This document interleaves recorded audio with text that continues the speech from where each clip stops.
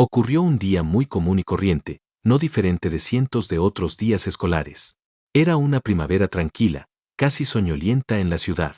Las calles estaban llenas de una luz suave y ligeramente difusa, el aire parecía transparente y en su ligero calor se podía oler la tierra, las hojas húmedas y las lilas que empezaban a florecer.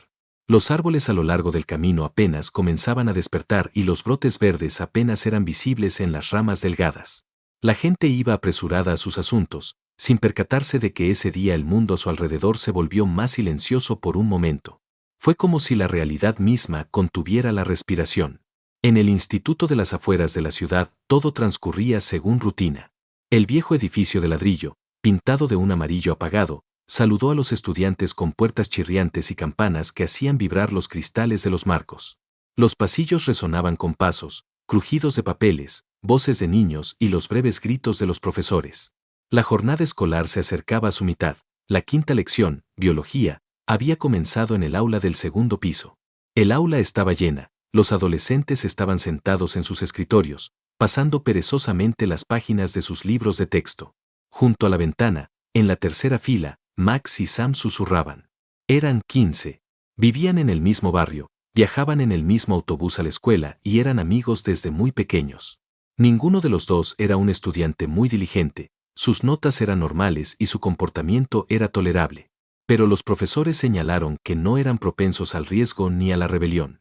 No había ningún desafío en sus ojos, solo un ligero cansancio por las lecciones y una sed de libertad, familiar para todos los adolescentes. Cuando Max levantó la mano y pidió permiso para salir 5 minutos a tomar un poco de aire fresco, la maestra ni siquiera lo dudó.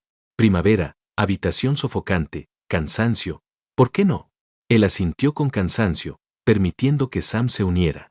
Los chicos se pusieron de pie, caminaron fácilmente junto al tablero, miraron brevemente a sus compañeros de clase y desaparecieron por la puerta. Nadie pensó que algo inusual estuviera sucediendo en ese momento. Pasaron los minutos. Al principio nadie prestó atención. ¿Qué son estos 15 minutos? El profesor no quería distraerse. Pero cuando pasó media hora y no aparecía ninguna figura familiar fuera de la ventana, salió al pasillo. Miró hacia un lado, luego hacia el otro. Vacío. Solo las chicas de la clase paralela pasaban por allí, susurrando algo propio. El profesor regresó a la oficina, pero su humor había cambiado. Algo estaba mal. Todavía esperaba que los chicos regresaran por sí solos. Pero no regresaron. Ni en 5 minutos, ni en 10. Y entonces comenzó ese mismo día que quedará grabado para siempre en la historia de la escuela. El día que comienza la desaparición. Y luego solo quedan conjeturas, miedo y un misterio que ha perseguido a muchos durante muchos años. Al principio, nadie dio la alarma. La maestra decidió que quizás Max y Sam simplemente habían llegado un poco tarde, tal vez salieron al patio, tal vez fueron al baño o simplemente decidieron dar un paseo más largo. Pero cuando la clase terminó y los adolescentes aún no habían regresado, abandonó nuevamente el aula. Esta vez, con preocupación. Caminó por el pasillo, mirando las ventanas. La calle estaba vacía. Ni en el patio de la escuela ni en el estadio había rastro alguno de los dos amigos. En el pasillo, detuvo a un par de estudiantes y preguntó si alguien había visto a Max o Sam. Ellos simplemente se encogieron de hombros, nadie les prestaba atención, después de todo, era mitad del día escolar y los niños se movían constantemente por los pasillos. Uno de los chicos respondió, parece que fueron hacia el jardín. Pero eso no era exacto. Pasó otra hora. Los profesores comenzaron a enviarse mensajes entre ellos preguntando si los chicos se habían presentado en otras clases. Las respuestas fueron las mismas. No, no había ninguna. La administración de la escuela se puso en contacto con los padres. El teléfono de Max sonó, pero nadie respondió. El teléfono de Sam se apagaba inmediatamente, como si lo hubieran apagado o se hubiera quedado sin batería. A las 5 de la tarde se hizo evidente que los adolescentes no habían regresado a casa ni a sus amigos. Ninguno de ellos envió mensajes de texto, llamó o apareció en ninguno de sus lugares habituales, ni la tienda de la esquina, ni el club de juegos, ni la escuela deportiva local. Los padres, que al principio estaban un poco irritados, supuestamente estaban faltando otra vez a la escuela, ahora sentían una escalofriante sensación de ansiedad. Sus hijos siempre les avisaban si llegaban tarde. Era inusual que desaparecieran así, sin decir una sola palabra. La policía llegó a la escuela a las 8 de la tarde. Ha comenzado una búsqueda oficial. Y entonces vinieron las primeras sospechas, los primeros errores de suposición y los primeros rastros que parecían obvios, pero que no conducían a ninguna parte. Al principio, la versión de escape parecía la más probable.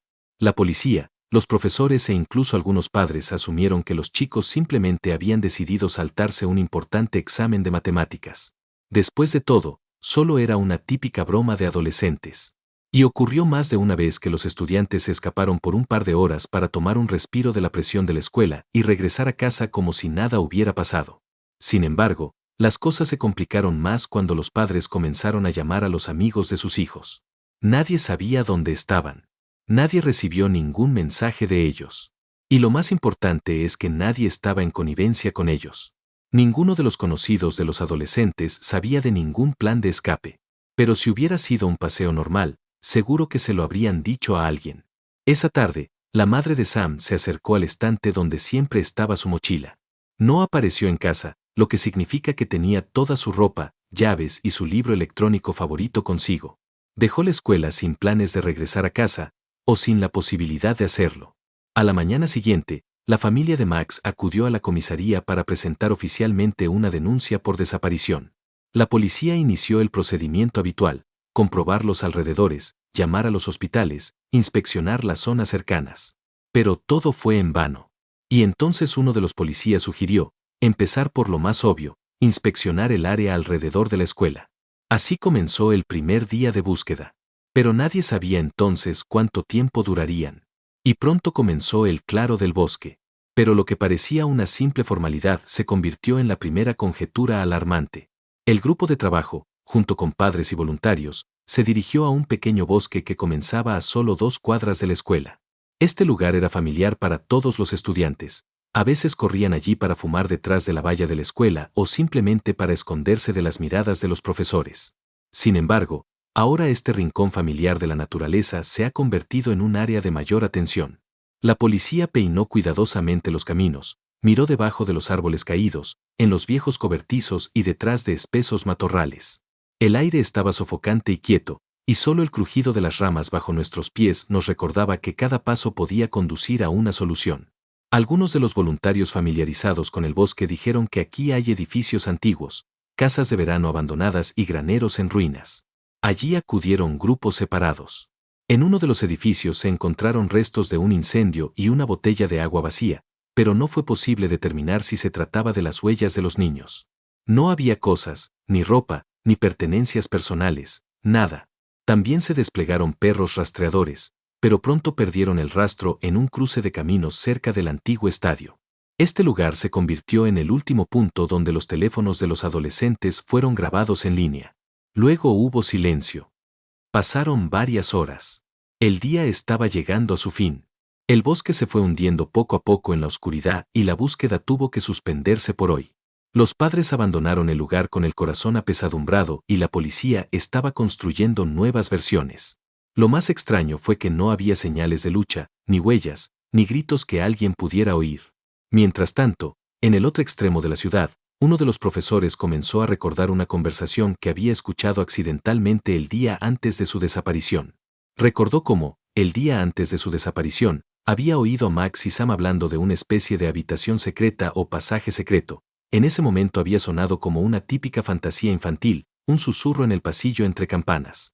Uno de ellos dijo: «Nadie lo creerá hasta que lo vea».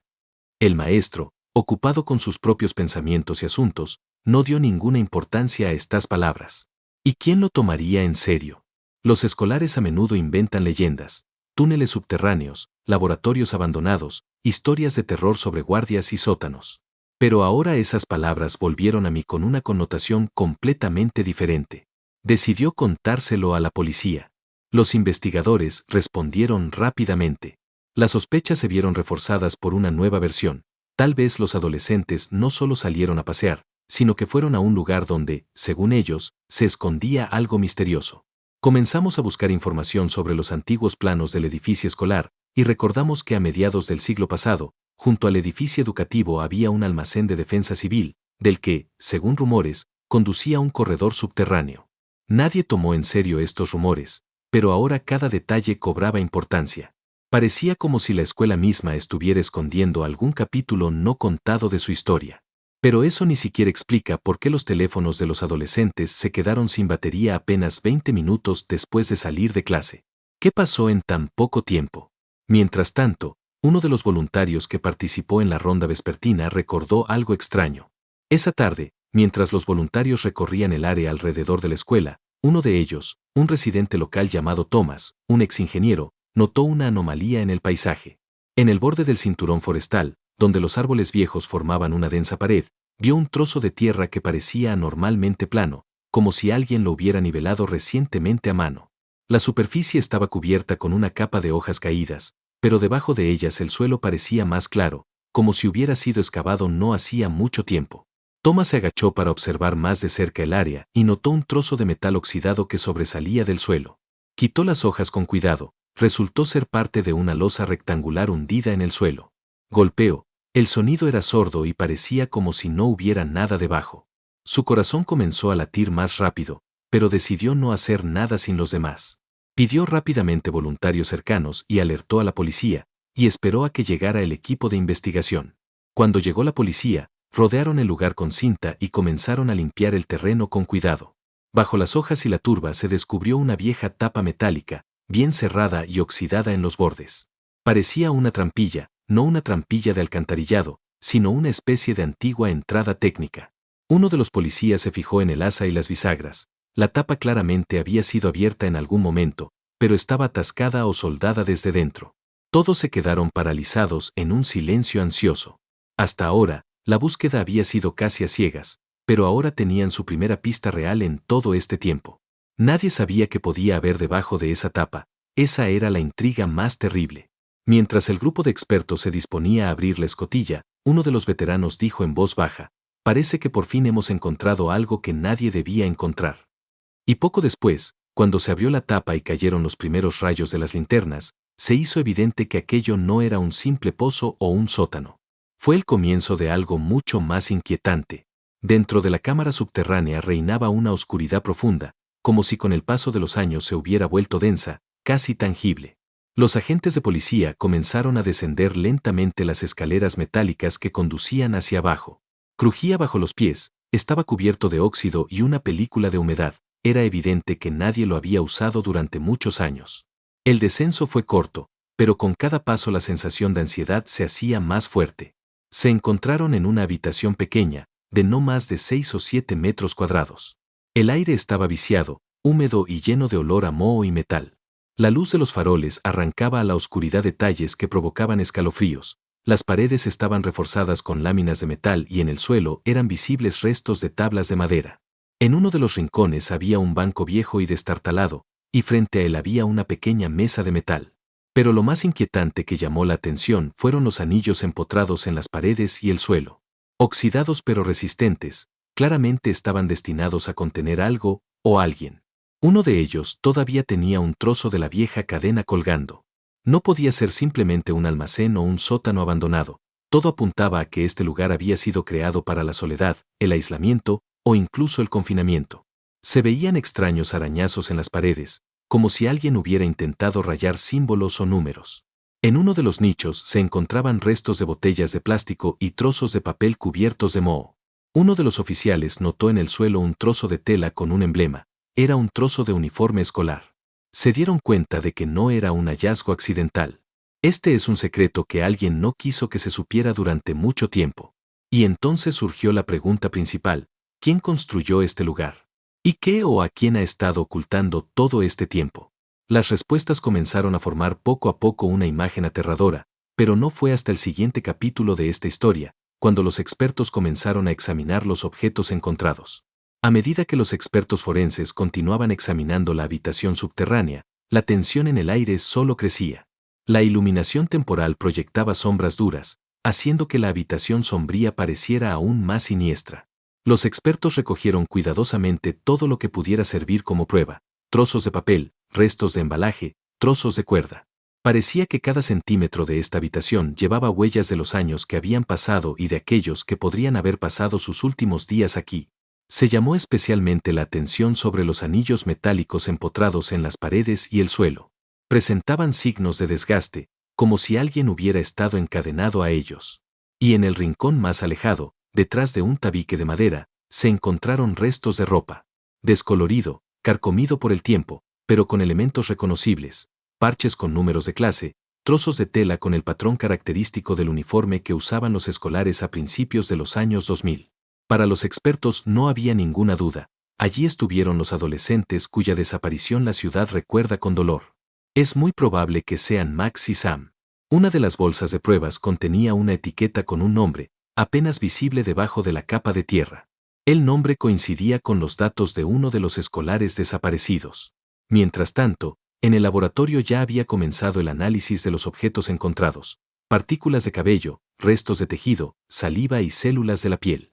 A medida que se acercaban los resultados, se hizo evidente que este sótano podría ser la clave para resolver el misterio que había atormentado a padres y compañeros de clase durante más de una década. Pero eso fue solo el comienzo. Entonces los investigadores descubrieron algo inesperado: fragmentos de notas escritas a mano en papel viejo, con fechas. Fueron ellos quienes llevaron a la policía a una nueva y extremadamente inquietante versión de lo sucedido. Cuando los expertos comenzaron a examinar con atención los fragmentos de papel que encontraron, una de las hojas les causó especial preocupación. Era un trozo de papel grueso con fechas claramente escritas, dispuestas en una columna. Algunos estaban tachados y junto a otros había símbolos o marcas extrañas que parecían marcas de verificación y cruces. A primera vista, parece un calendario o una lista de tareas común y corriente, pero hay un detalle que ha desconfiado de los expertos.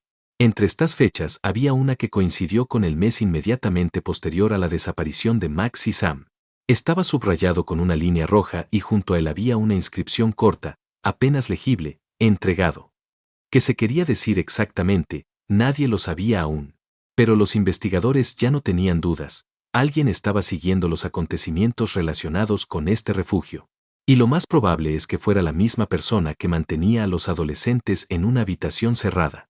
La entrada parecía un registro de acciones personales, tal vez fechas de visitas, entregas de agua o comida, o tal vez hechos más siniestros. La letra era nítida, casi caligráfica, lo que indicaba también que quien la dejó estaba tranquilo y sereno. Ningún alboroto, ningún rastro de pánico, solo sistematicidad. La policía empezó a buscar a cualquiera que pudiera haber estado cerca durante esos años. Levantaron antiguos documentos catastrales, archivos de vecinos de calles cercanas y realizaron decenas de entrevistas a antiguos vecinos. Y luego, muchos años después, resurgió un nombre largamente olvidado: el nombre de un hombre que una vez había sido visto cerca de la escuela, y que hacía tiempo que había dejado de vivir en la zona. ¿Qué lo conectaba con este refugio subterráneo? ¿Y por qué exactamente se convirtió en el eslabón clave de esta terrible historia? Os lo contaré más adelante. Mientras los investigadores examinaban archivos de casos que involucraban violencia y secuestros entre 2000 y 2010, un nombre les llamó la atención. Se trataba de un hombre detenido en otro estado acusado de delitos contra menores. Su caso tuvo un gran impacto, pero terminó trágicamente. En 2015, murió en un hospital de la prisión antes del inicio del juicio.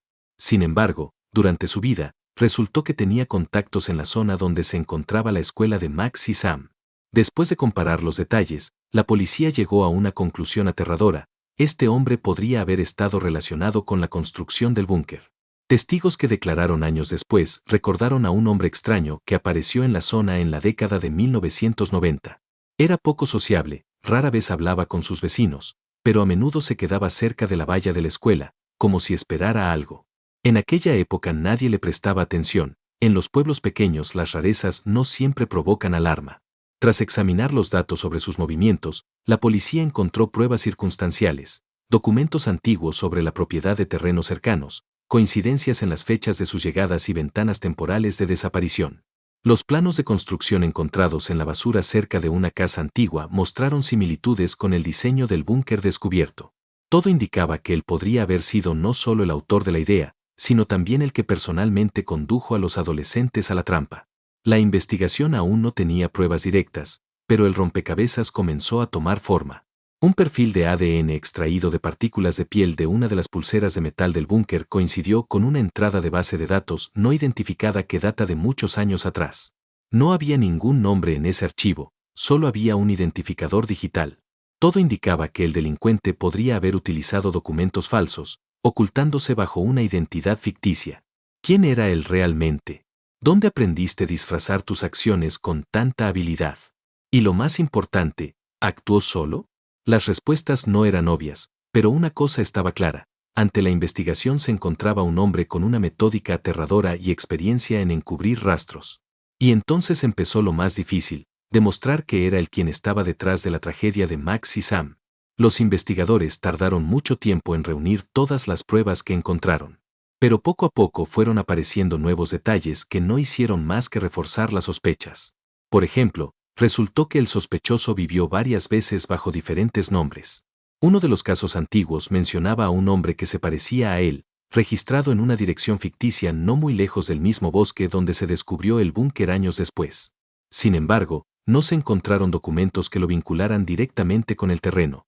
Todo estaba registrado a nombre de testaferros o mediante transacciones no oficiales.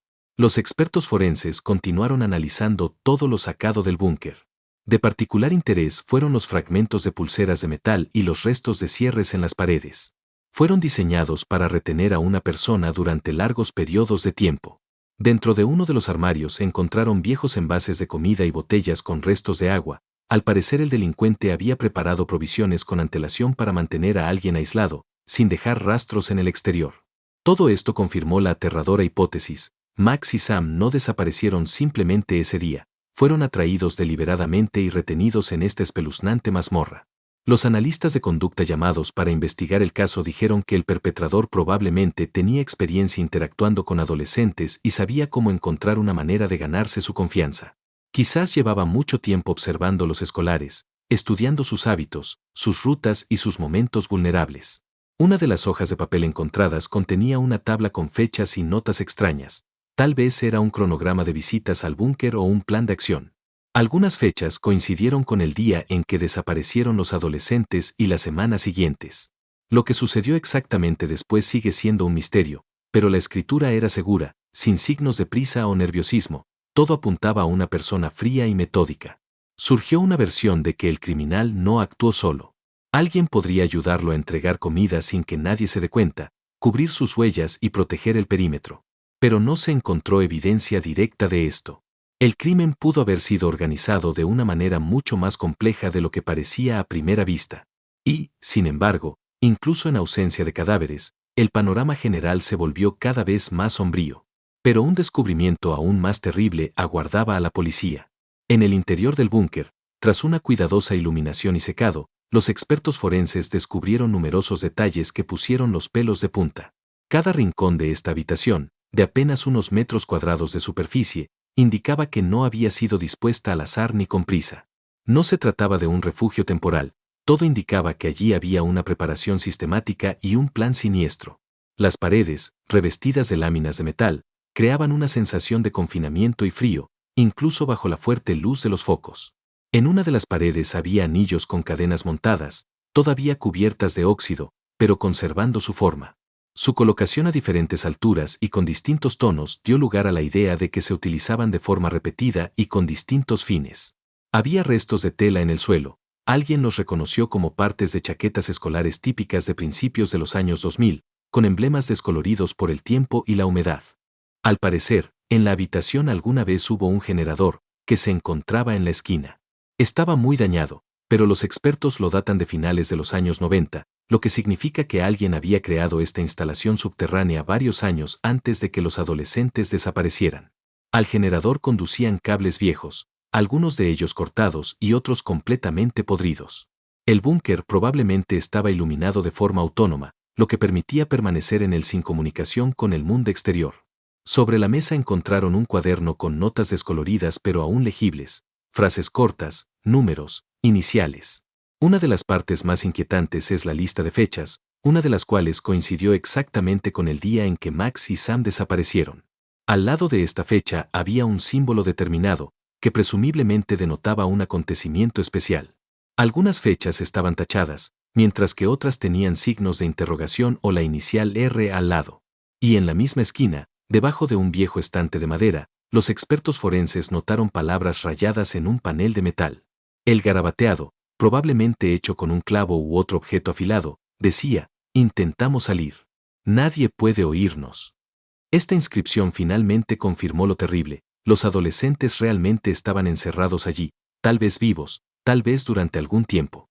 Pero el descubrimiento más aterrador estaba aún por llegar, involucraba al hombre que ahora se creía que estaba detrás de toda esta oscuridad. Cuando la policía comenzó a investigar a posibles sospechosos, surgió un nombre de los archivos del caso que alguna vez había atraído la atención de las fuerzas del orden en otro estado. Era un hombre de mediana edad condenado por agredir a un menor. En ese momento, no estaba vinculado a la desaparición de Max y Sam, estaba detenido en otra región y luego murió en un hospital de la prisión antes de que comenzara la investigación oficial sobre los nuevos episodios. Pero ahora, tras el descubrimiento del búnker, los detalles empezaron a encajar formando un mosaico siniestro. Los investigadores descubrieron que este hombre efectivamente había estado en su ciudad a principios de la década de 2000. Algunos residentes, especialmente los mayores, recordaron a un hombre extraño y solitario que a menudo rondaba la escuela, se sentaba junto a la valla, como si esperara a alguien y no entablaba conversación. No vivía en un solo lugar, se mudaba a menudo y nadie sabía de dónde venía. Cuando la policía intentó comparar el ADN encontrado en el búnker con la base de datos, no hubo coincidencia. El hombre en cuestión utilizó documentos falsos y no existía ningún rastro oficial bajo su nombre real. Sin embargo, en los materiales del caso surgieron pruebas circunstanciales. El perfil encontrado en el búnker coincidía parcialmente con un biomaterial no identificado registrado en otra base de datos criminal de casos sin resolver. Basándose en multitud de pruebas circunstanciales, los expertos llegaron a la conclusión de que este hombre podría haber sido el creador del búnker. Conocía la zona, tenía experiencia en cubrir sus huellas, y aparentemente, actuó con cálculo. No hubo testigos oculares, ni grabaciones de video, ni evidencia directa de su culpabilidad, pero todo lo que ocurrió en la mazmorra no pudo haber sido accidental. Sin embargo, había una pregunta que todavía rondaba a los investigadores y a las familias de los desaparecidos: si era culpable, ¿por qué nadie se dio cuenta de cómo sacó a los adolescentes de la escuela, los llevó al bosque y los retuvo allí? Y luego la investigación tomó un giro aún más siniestro. Cuando los expertos regresaron a analizar el búnker, descubrieron otro detalle inquietante. En una de las paredes, bajo una capa de óxido y polvo, había unos carteles escritos con arañazos apenas visibles. Al principio parecían caóticos, solo rastros de desesperación. Pero al examinarlo más de cerca resultó que podrían ser fechas. Justo sobre la carcasa metálica, alguien, probablemente con las uñas o un objeto afilado, estaba escribiendo secuencias numéricas, como si estuviera haciendo una cuenta regresiva. Algunas de estas fechas coincidieron con los periodos de desaparición, otras estaban relacionadas con episodios ya conocidos. Por ejemplo, una de ellas cayó el día después de la misma lección de biología, cuando Max y Sam abandonaron la clase. Parecía como si alguien estuviera intentando registrar el paso del tiempo. Tal vez uno de los adolescentes aislados esperaba que algún día alguien entendiera estas señales. Los psicólogos implicados en el caso señalaron que este comportamiento es característico de las personas aisladas. Intentan mantener la noción del tiempo para no perder la cabeza. Y el hecho de que los adolescentes dejaran tales marcas significaba solo una cosa: que estaban vivos al menos unos días o semanas después de su desaparición. En la misma zona se encontraron otros restos, trozos de tela, trozos de papel sobre los que, a juzgar por las huellas, alguien intentó escribir. Las inscripciones eran ilegibles, muchas letras habían sido borradas por la humedad y el tiempo, pero en un fragmento se podía distinguir la palabra hogar. Este descubrimiento sorprendió incluso a los investigadores, que habían visto mucho. Ella convirtió el escenario hipotético en realidad. Los adolescentes no solo habían desaparecido, sino que estaban en algún lugar cercano, tratando de pedir ayuda, pero nadie los escuchó. Y cuando parecía que las cosas no podían empeorar, los investigadores encontraron algo que les obligó a cambiar el curso de la investigación.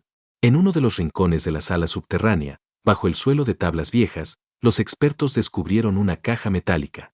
Estaba cubierto de una capa de polvo y corrosión, como si hubiera estado allí durante décadas. Dentro había lo que inicialmente se confundió con un montón de basura: trozos de papel de cuaderno, un lápiz roto, trozos de alambre. Pero debajo hay otro trozo de papel doblado. Estaba envuelto en una bolsa y, para sorpresa de los expertos, estaba casi intacto a causa de la humedad. Cuando lo desplegaron, vieron el texto.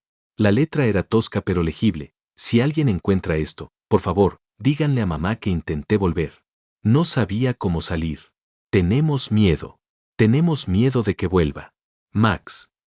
Estas líneas se volvieron claves en el caso, no como evidencia, sino como un grito humano desde las profundidades del olvido.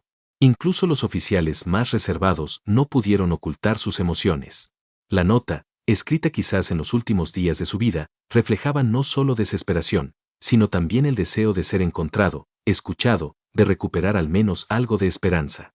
Después del examen, quedó claro, la escritura y el estilo realmente coinciden con los de Max. No fue una falsificación.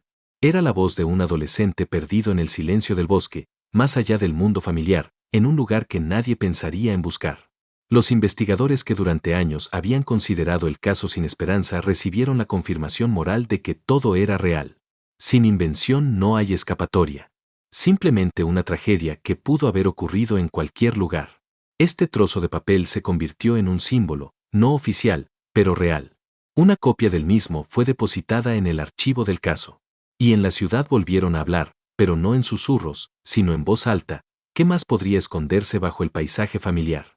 Si quieres que historias como estas no queden en el olvido, dale me gusta a este video, suscríbete al canal y escribe en los comentarios. ¿Por qué, en tu opinión, es importante hablar de estas cosas?